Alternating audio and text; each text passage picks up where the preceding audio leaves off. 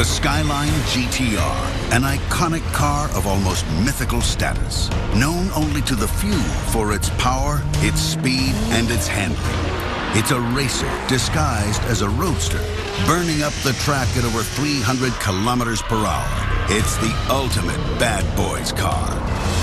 The star of movies, games, and manga comics.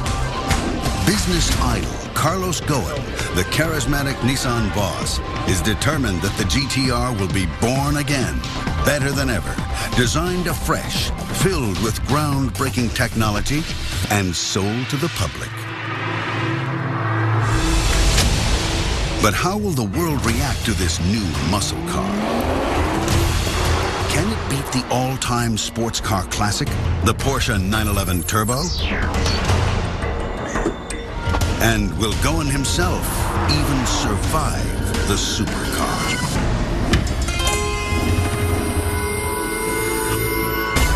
Friday, midnight. Japan's back streets. The asphalt belongs to the GTR, the Gran Turismo racer. This is Japan's ultimate muscle car. And the race boys are out, reclaiming the night, tearing up the neighborhood, pushing the speed limit, avoiding the cops. There are nights like this wherever there are open roads and GTRs.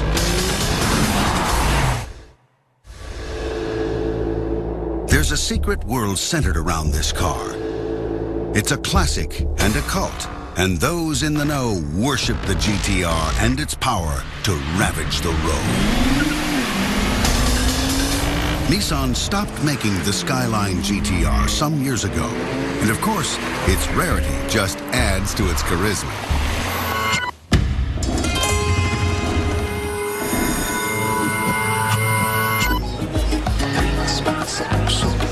In Japan, Nissan boss Carlos Ghosn is mobbed wherever he goes.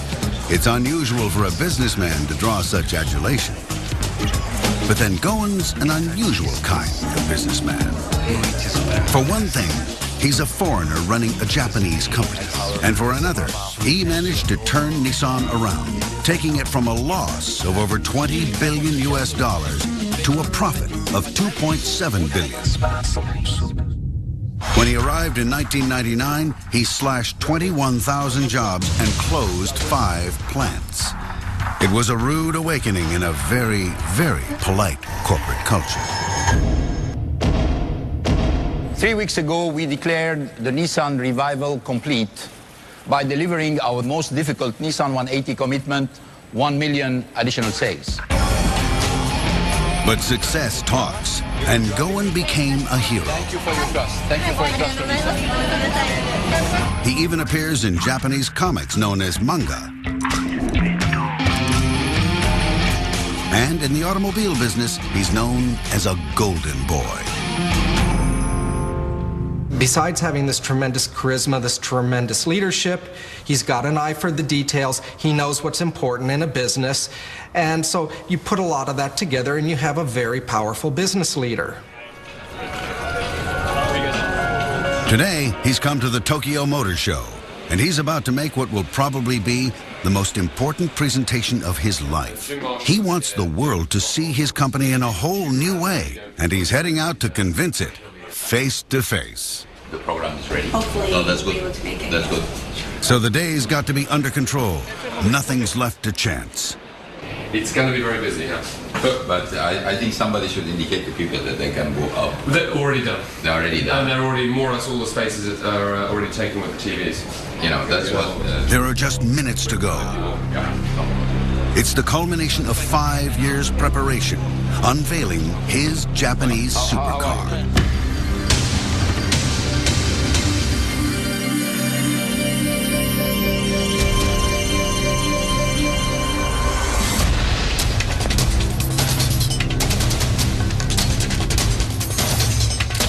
But the GTR story begins much earlier.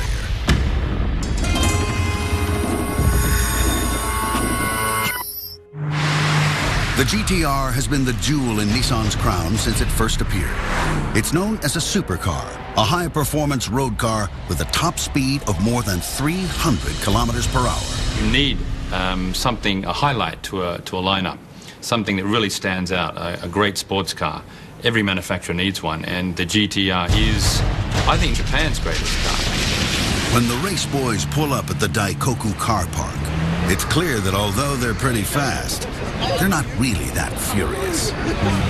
This is a chance for them all to admire each other's wheels and generally see what they can do to whip that little bit extra out of their beasts. The guys that bought these cars knew what it was capable of, so they immediately pumped it up to 400, 600 horsepower. Some even took it up to 800 horsepower. The chassis is so good in this car that it will take that sort of stress. That's what Nissan developed back in 1989. A road-going car that is based on a race car. And nobody had ever done this before.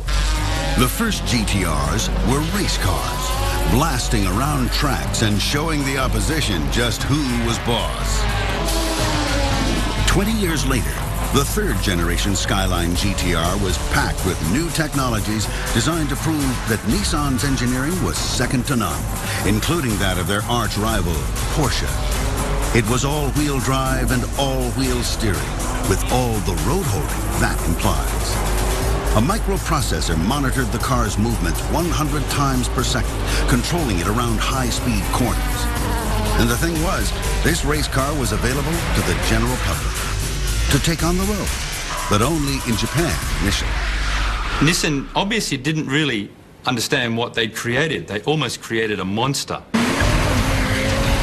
For some foreigners, being transferred to work in Japan has allowed them to realize the GTR dream.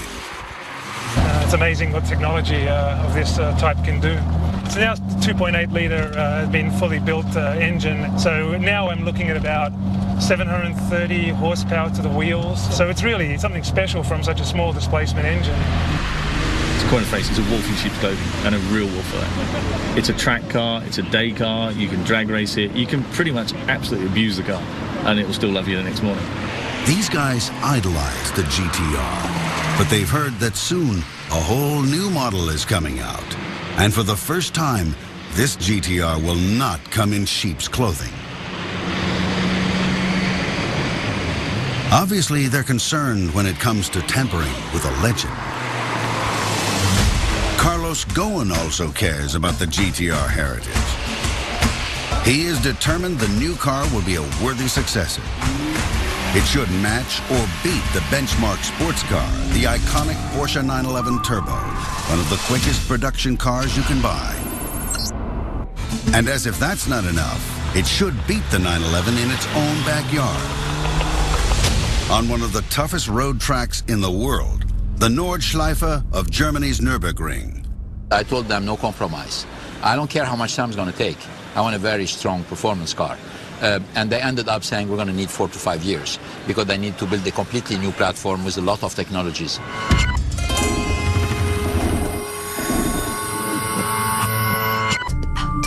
As for its design, well, there, Ghosn only has one stipulation. The only constraint I put on them, I told them I want round tail lamps, period. I want them big because this has always been the signature of the GTR and I want them back. Designers from Japan, from Europe, and from the US all pitch in with initial sketches. All told, 50 of them make it through to Shiro Nakamura, Nissan's design chief. Some are very good, some are not. But I do remember one sketch. It's not very far from this. The important thing is that the new design feels modern, but clearly pays homage to the traditional GTRs.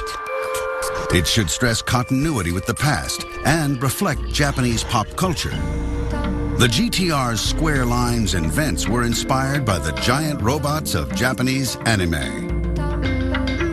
It's a very strong looking solid, but at the same time very sophisticated, and even it has elegance and some sexiness. So I think balancing the very macho, masculine design and the elegance of the surfacing lines, I think we made a very good balance of those things. Not everyone on the committee agrees with Nakamura, but the final decision is down to the man who has initiated the project, Carlos Ghosn. Ghosn backs his design chief's recommendation, and the new GTR begins to take shape. But will it be a car that can both keep the GTR devotees happy and put Nissan back on the world map of automotive cool? The GTR is a car with a unique cult following, established mainly in the virtual world of video games and films. It's a car rarely seen outside Japan, but that's about to change because newly imported boss Carlos Ghosn is determined to bring back the GTR, this time as a global supercar.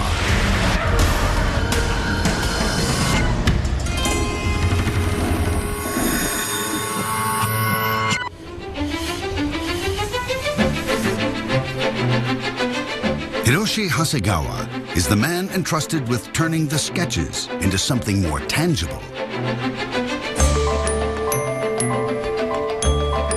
4 years down the line, and the front, the rear, and other details are still being tweaked, with the release of the car due within a year.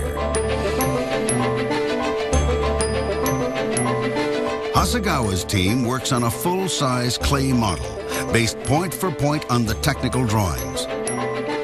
It's the only way to get the true feel of the car as a car, rather than just as a stylish drawing on a screen.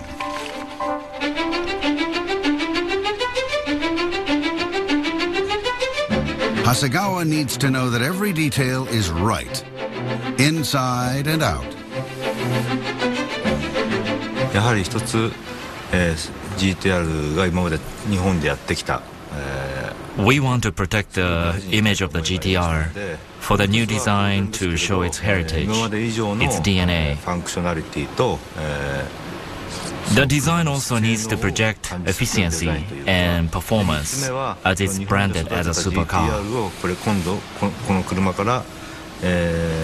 We want to combine Japanese and modern culture for the GTR to be suitable for its overseas debut. カルチャーというかモダンカルチャーの部分を織り込んでいけたらいいなという思いを伝えて、デザインをスタートしました。It may be the most eagerly awaited car of its generation, so it has to look the part. All Japanese, yet sporty, and it also has to be aerodynamic, holding together at speeds of 300 kilometers per hour. More important than its looks, though, will be what the car can achieve, and whether it can lay claim to being a supercar.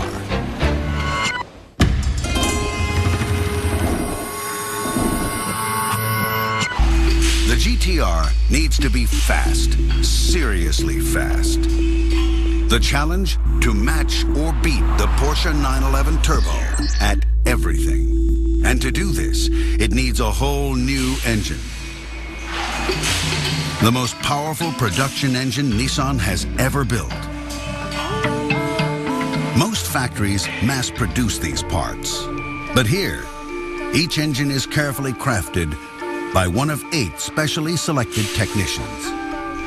This V6 480 horsepower engine is capable of rocketing the car from 0 to 100 kilometers per hour in 3.5 seconds. Its rival, the Porsche, has similar specs. 6 cylinders, twin turbo, same horsepower. The challenge is to build a car that is not only supercar fast, but has a cheaper price tag and can outhandle its rival. Balance and weight distribution are crucial. The GTR's engine sits behind the front axle, and the gearbox is rear-mounted. 2 lightweight drive shafts distribute the power to 4 wheels, a unique all-wheel drive system which the engineers believe will help produce one of the fastest production cars in the world.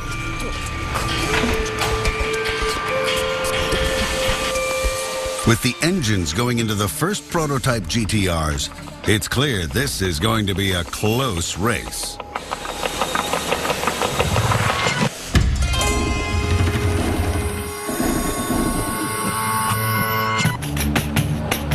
It's a chilly day at the Sendai Highland Raceway, high in the mountains in northern Japan.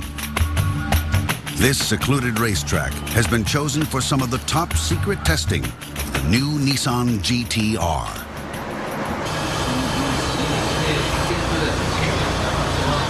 The engineers are braving the cold to make sure that their latest innovations are actually going to function as expected. Computer analysis is all well and good, but nothing compares to a test behind the wheel. The prototypes arrive. It's the moment of truth.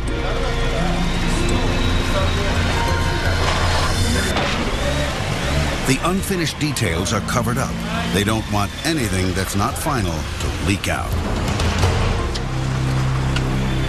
To add a little extra pressure, Carlos Ghosn, the big boss, is coming to test his pet project. He wants to compare the GT-R directly with the Porsche 911. The engineering team is determined not to let him down.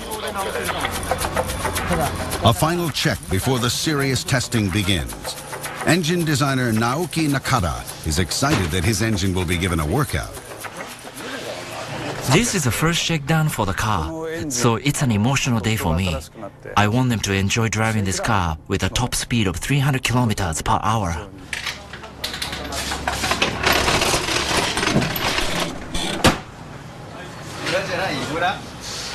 The test driver makes his appearance. He's under instructions from GT-R chief engineer and project leader Kazutoshi Mizuno to give this car a real workout today. Mizuno is the person bringing all this together. The success of the overall project rests on his shoulders. It's not long before the car's out on the track. The engineers can see their hard work is paying off. It's not just that this is the most powerful production engine Nissan has ever produced. The car's design is an aerodynamic marvel. Its streamlined body creates as little drag as possible, better than almost any other production car. The GT-R slips through the air more easily than the less streamlined body of the Porsche, potentially a key advantage in the battle of the supercars. The airflow over and through the GT-R creates downforce that stabilizes the car, resulting in more secure handling and better control around corners. What really holds back a sports car, though, is the time the transmission takes to change gear, especially in an automatic. Borg Warner, the hired-in experts in the field, came up with something really rather clever. It is the world's first transaxle dual-clutch transmission. What they did was provide not one, but two clutches.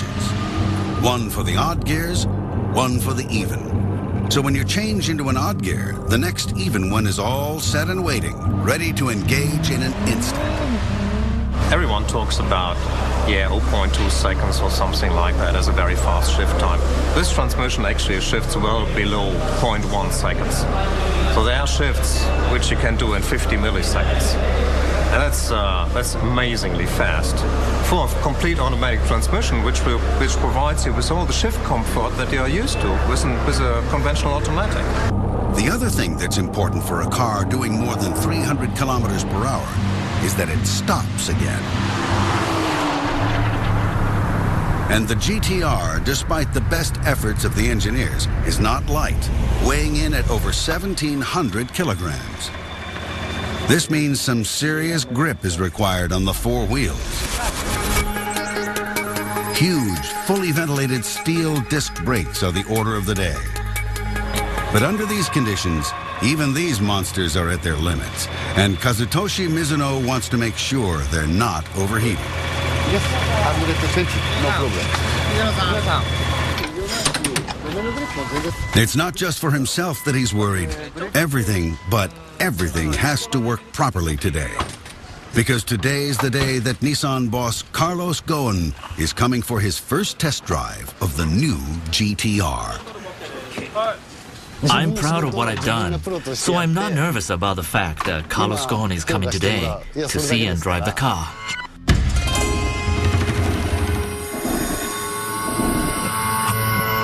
Carlos Ghosn is regarded as a superstar in the automotive industry.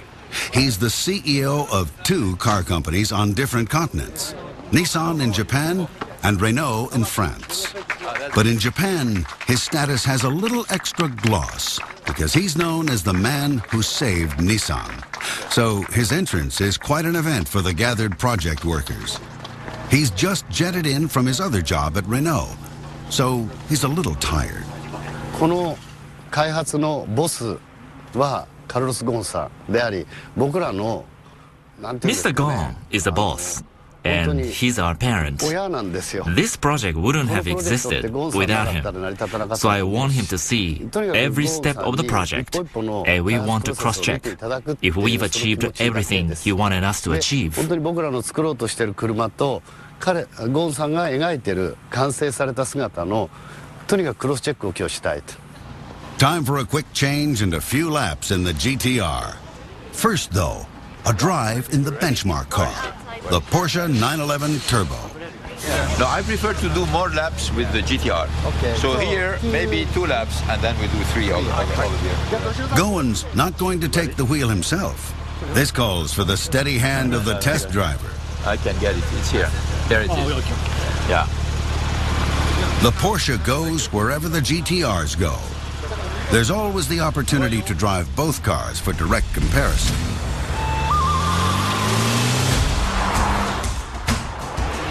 Two super fast laps show Ghosn how the Porsche performs.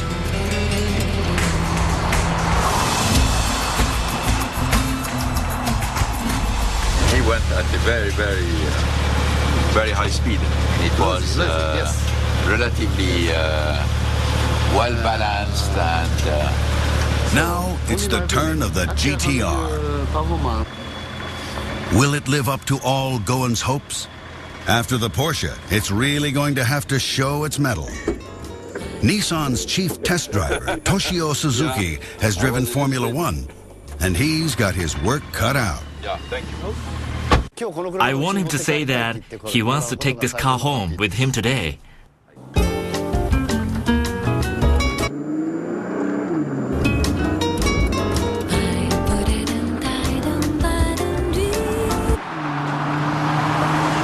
Fully aware that Ghosn needs to see the GTR at its best, he decides to give him a run for his money.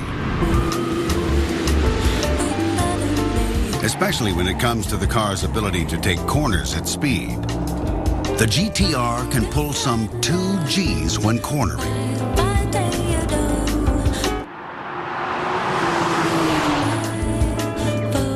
It's not the best thing for someone coming straight off a long-haul flight to be going through.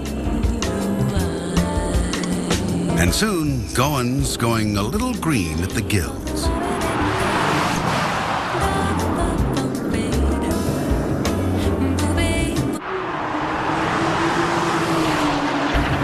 After a couple of laps, he's had enough.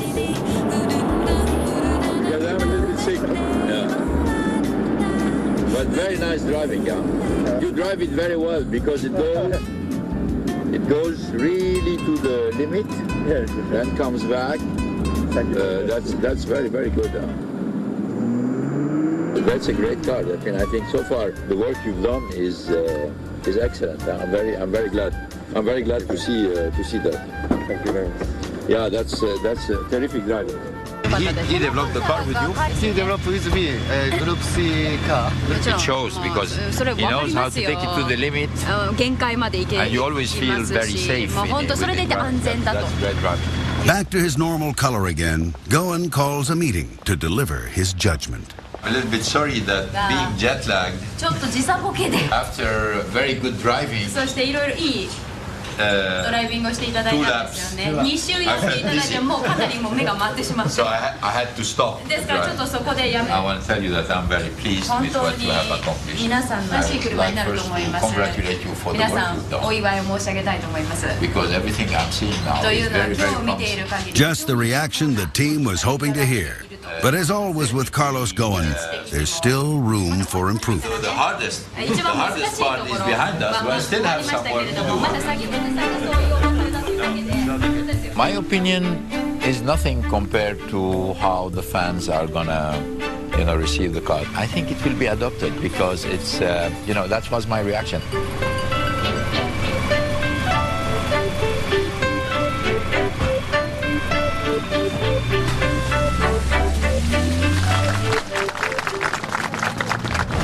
He's right, though.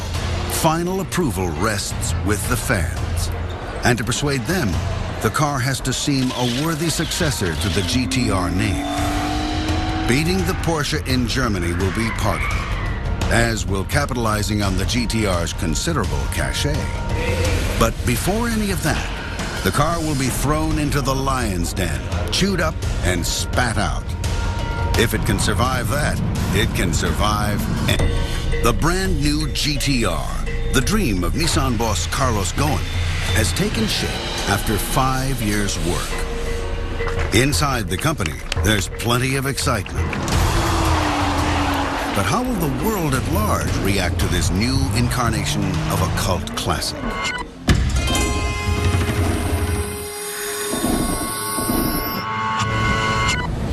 Nissan is a large international corporation, so nothing much can happen without a committee.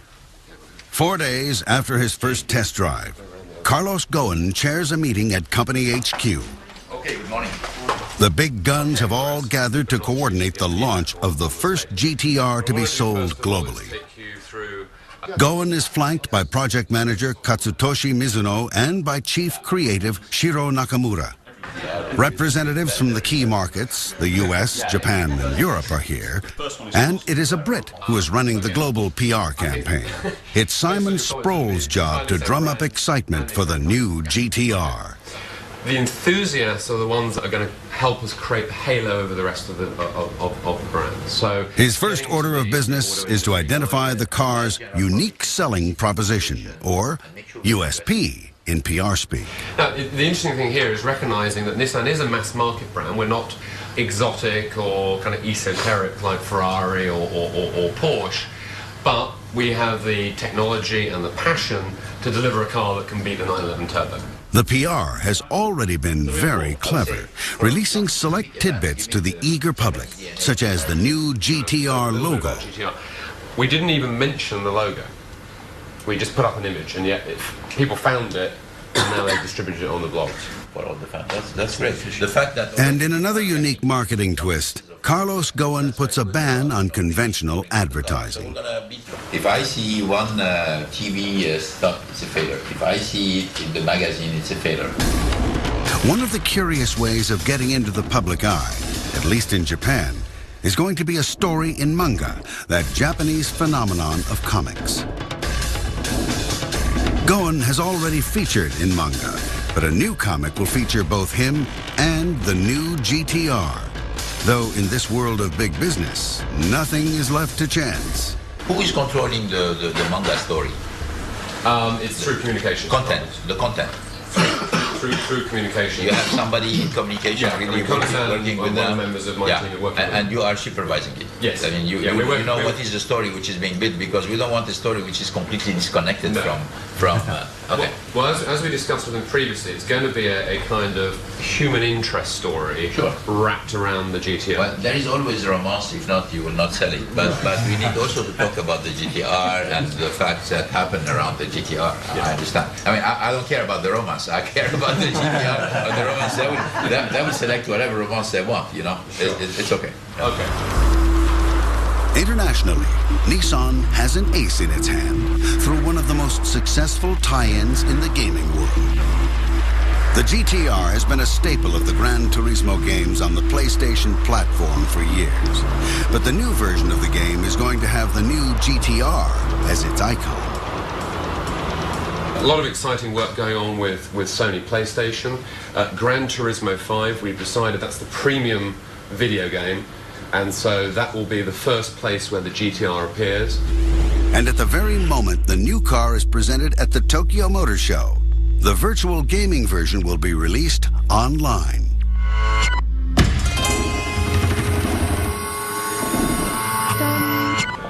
Over at Polyphony, where the Gran Turismo game is made, the programmers are hard at work. One of their key selling points is that previous versions of the game have sold over 40 million copies. They're counting on the new GTR having the same effect. Under conditions of strict secrecy, Nissan has sent them 3D design models and engineering documents, and photographs of the prototype. Thousands and thousands of photographs. Gran Turismo is all about the realism. Designers are dedicated to producing a virtual GTR that is as true to life as it's possible for a console driving car to be. We've always aimed to make our games as accurate as possible to the real cars. But this one stands out. It shows how our relationship with Nissan is very close. For most GTR fans, the Gran Turismo video game is the closest contact they'll ever have with the car. So the game makers will be working around the clock to meet the exacting demands of the fans, not to mention their own.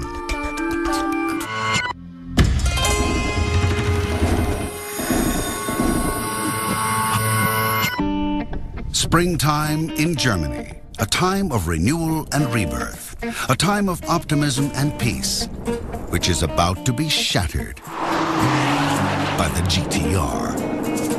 Nürburgring is home to what enthusiasts reckon is one of the hardest racetracks in the world. It's become a kind of default racing benchmark. An earlier generation of GTRs set a fastest lap time for a production car here 10 years ago.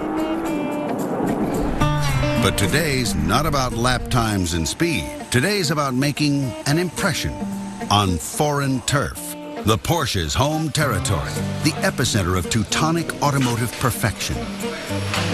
And it's well known that in Germany, they like things to be clean. And here they are, the pickiest members of the public. The seen it all before, the motoring journalists. It's still quite early in the car's development. There's 6 months to go until the car is officially launched. It's unusual to show a car that's not quite finished yet. But this is all part of the campaign to build excitement for the new GTR. And maybe face up to some tough criticism from the hard men of motoring.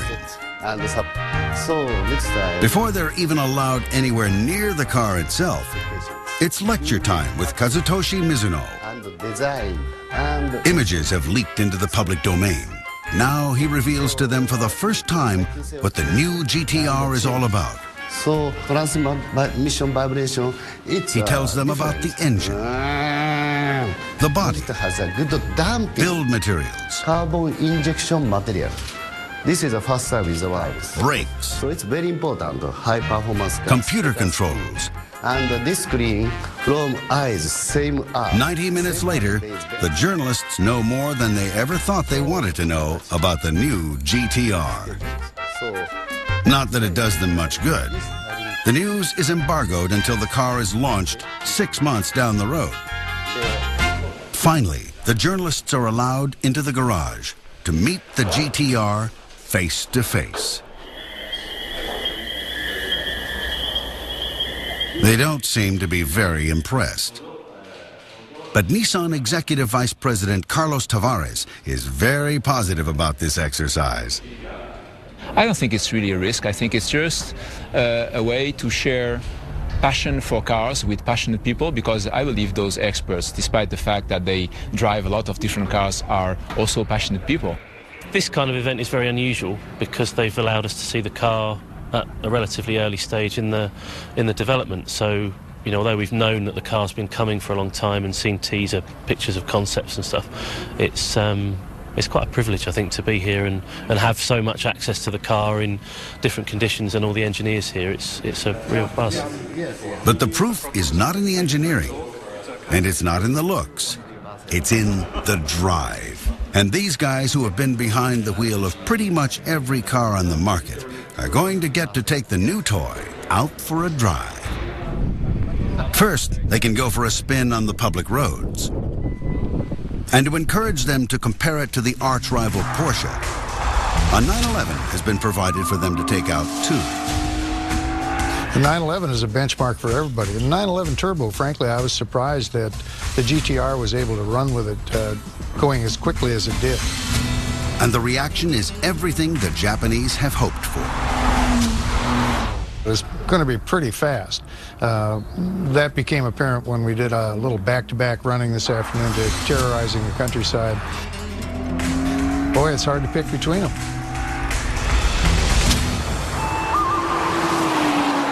The run through the countryside tests the car's handling abilities. Next up, a high-speed run, courtesy of a section of Germany's famous highway system, the Autobahn, where there is no speed limit. Once you hit speeds of, I think I hit 175 today, I mean, I could feel the downforce really working. It's really, really composed, and I could almost take my hands off it, like 130, 140, 140 miles an hour.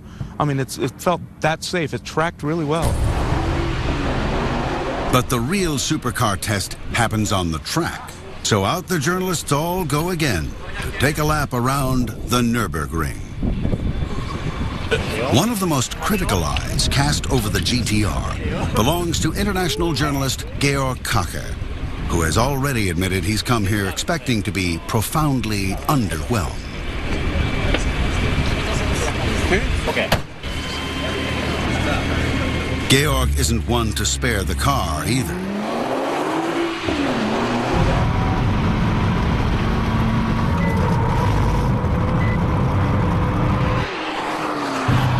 Typically, all-wheel drive cars are boring because of the torque split. They're very safe. And very safe means understeer, roll. Almost despite himself, Georg begins to be impressed by the car. This one is a car that's both safe and quick. It's really a vehicle like a Porsche or like a Ferrari, which has racing genes in it. And the conclusion? There's only a couple of things. I mean, it's very heavy. I am too, so I halfway pardon it for that. But being heavy, it's heavy on everything. It's heavy on the brakes, it's heavy on the tires, it's heavy on the chassis. So it's not as nimble. It's not as chuckable, quite as chuckable. But apart from that, it's wonderful. Worst thing about this, helmet hair.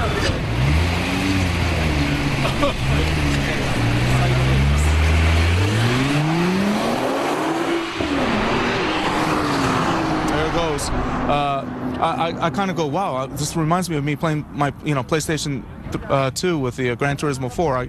It was almost eerie. I go, wow, this is eerie. The sounds, the way the car accelerates, the way you kind of going into a corner. I mean, it was eerily reminiscent of the Gran Turismo game in PlayStation.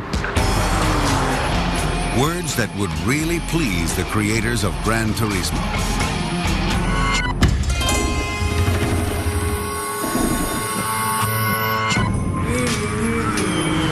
They made a download available to the public. It's a short film clip showing the car, complete with its characteristic camouflage tarps over front and rear. It's another titillation for the public chomping at the bit to see the real thing. And at times, it's truly hard to tell it apart from the reality.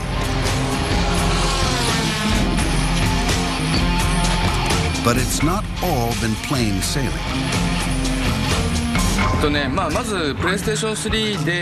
There were two challenges. The technical requirements to create PS3 game software were demanding. And since the GTR is such an important car for Nissan, a few things including its final look were not decided on until very late in the project.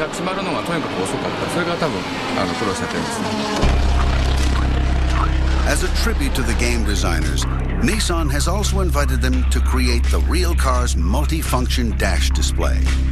Nissan felt they couldn't improve on the logic and clarity of the game maker's interface. This car was born in Japan. I guess GTR's high technology and its Japanese-ness match the image of our games. Hidden from view, the game car awaits its release, simultaneously with the real car. And the big date? The Tokyo Motor Show looms. The final showdown with the Porsche 911 will soon take place, and then the public will deliver its verdict. Carlos Ghosn, the savior of Nissan, has demanded nothing but the best for the company's new signature supercar, the revamped GTR. It's taxed the technicians and it's impressed the journalists. Now it's time to release it into the world. And the technicians at Polyphony are poised to release the virtual Gran Turismo GTR simultaneously with the real car.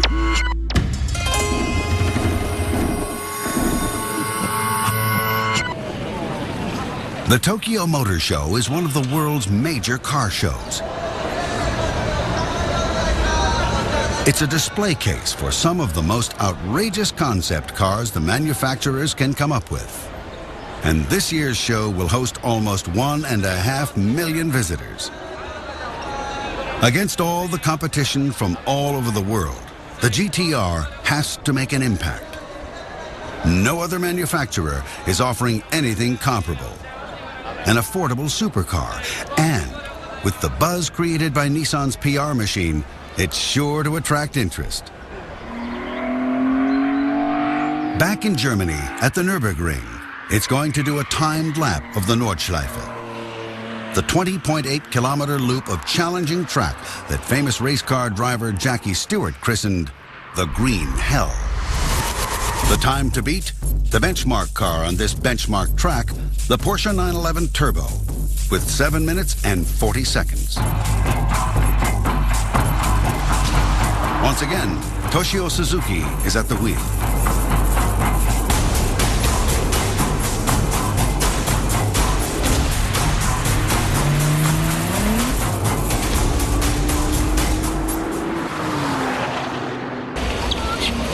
Carlos Ghosn is on a tight schedule. We have 10 minutes, 15 minutes.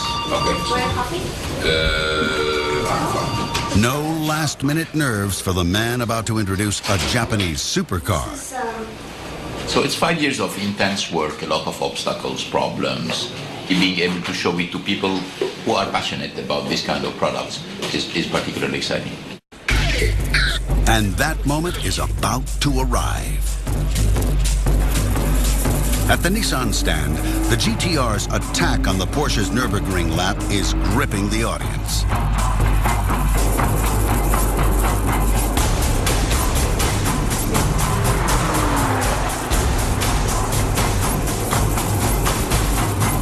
The end of the lap will be the cue for the car to emerge.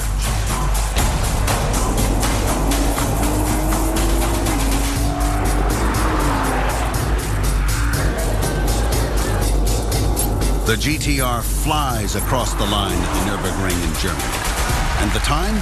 The Porsche has been beaten by more than a second. It's a moment of vindication for Ghosn. He brings the car out at its moment of triumph, revealed for the first time to the public in the real world and the virtual world. And the reception is nothing short of rapturous. A Japanese icon has been revealed.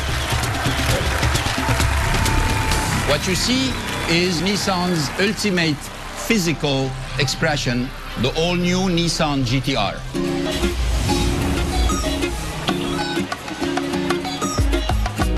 At last, the world can see the new GTR.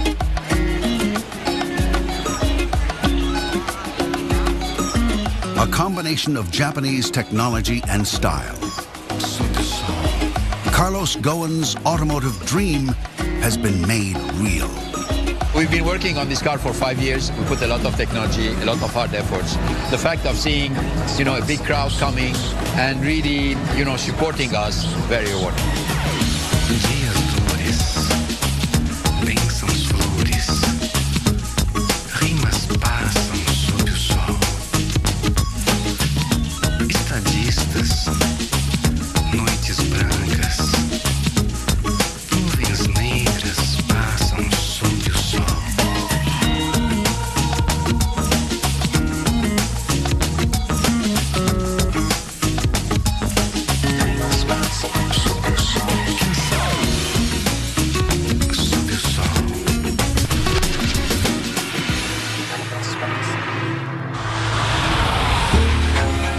And now the plants can start rolling.